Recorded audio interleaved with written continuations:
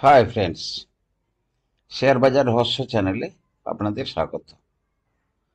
গুপ্তধনের সন্ধানে আমরা এগিয়ে চলেছি একের পর এক এপিসোড নিয়ে। আশা করি আপনারা সকলে ভালো আছেন এবং সুস্থ আছেন। ফ্রেন্ডস, আমি কেন বলেছিলাম যে ইজ মাই ট্রিপ বা ইজি ট্রিপ প্ল্যানার শেয়ারটা এই জায়গায় কেনার জন্য উপযুক্ত। ফ্রেন্ডস, সবাই চেষ্টা করছে আপনাদেরকে শেয়ার মার্কেটের বিজনেসটাকে বোঝানোর জন্য। মূল লজিকটা সবাই বলতে পারবে, কিন্তু মাঠের মধ্যে নেমে কিভাবে খেলবেন সেটা কিন্তু আপনাদের স্থির করতে হবে। বাজারে গিয়ে কিভাবে আপনি আপনার আহ, দোকানটাকে চালাবেন সেটা আপনাকে নিজেকেই ঠিক করতে হবে। প্রথমে দেখুন, আমি যদি ওর চার্টে চলে যাই, দেখুন এটা হচ্ছে মান্থলি চার্ট। যদি বর্তমান যদি শেয়ারটাকে দেখি যে 38 টাকা ধরুন 50 পয়সা। এবার দেখুন এখানে প্রতি মাস দেখা যাচ্ছে এই রেটটা এর আগে কবে ছিল, সেপ্টেম্বর 21-এ এই একই রেটে ছিল। শেয়ারটা করে কি, শেয়ারটা হচ্ছে আপনার যত রকমের ভ্রমণের জন্য, মানে সারা ভারতবর্ষ জুড়ে বেড়ানোর জন্য একটা জায়গা থেকে যদি কোনো সলিউশন পেতে হয়, সে জায়গাটা হচ্ছে এই কোম্পানি প্রোভাইড করে। তাহলে আমি চার্টে গিয়ে দেখছি, যে চার্টে গিয়ে দেখলাম যে শেয়ারটা 2 বছরের উপর হয়ে গেছি, কিন্তু এখনো যে জায়গাটা আছে সেটা হচ্ছে 38 টাকা 50। এর হাই কত হয়েছিল? প্রায় 73 টাকার কাছাকাছি। তাহলে এটা গেল আপনার চার্টের ব্যাপার। এবারে যদি দেখি, আমি যদি তার ব্যবসাটা দেখি, ব্যবসাটা যদি বোঝার চেষ্টা করি, ব্যবসাটা বোঝার আগে আমি দেখুন এখানের যে চার্টটা দেখুন, এই চার্টটাতে দেখুন এটা মানে ওই ইজি ট্রিপ প্ল্যানারের।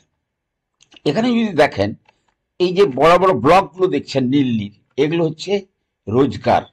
মানে মানে এই কোম্পানির রোজগারটা কেমন বাড়ছে। আপনার রোজগার বাড়লে কি হয়? আপনার ভ্যালু বাড়বে।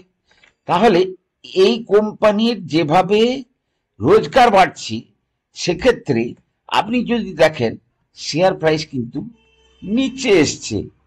এবং যেহেতু শেয়ার প্রাইস নিচে এসছে, তাই দেখুন প্রাইস টু আর্নিং নিচে চলে এসছে।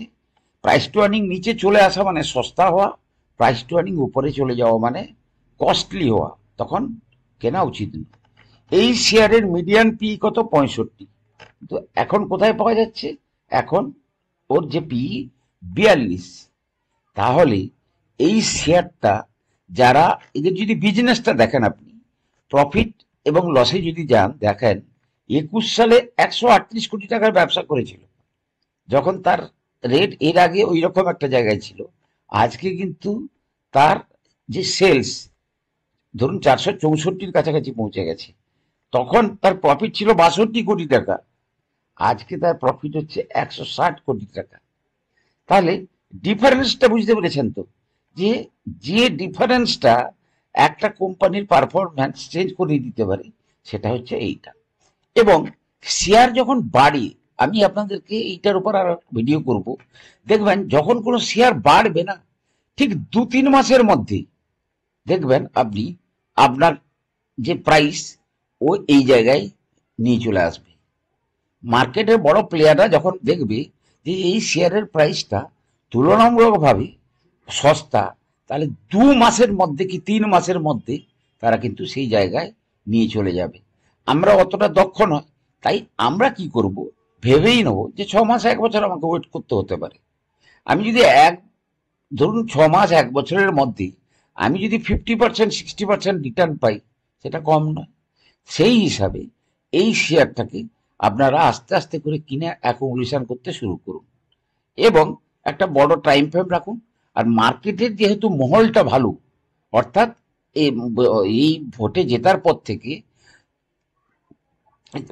টোটাল মার্কেটের পরিবেশটাই কিন্তু চেঞ্জ হয়ে গেছে। সুতরাং এই বুল মার্কেটে এই শেয়ারটাকে আপনারা কেনার চেষ্টা করুন। আগামী দিনে কিন্তু আপনাদেরকে খুব ভালো রিটার্ন দিতে পারবেন। ফ্রেন্ডস, আমার কথা শুনে আপনারা কোনো শেয়ার কেনা বেচা করবেন না, কেবলমাত্র এডুকেশন পারপাসে আমি এই ভিডিওটা আপনাদের জন্য করছি। ভালো থাকুন, সুস্থ থাকুন, দেখা হবে পরের ভিডিওতে। নমস্কার।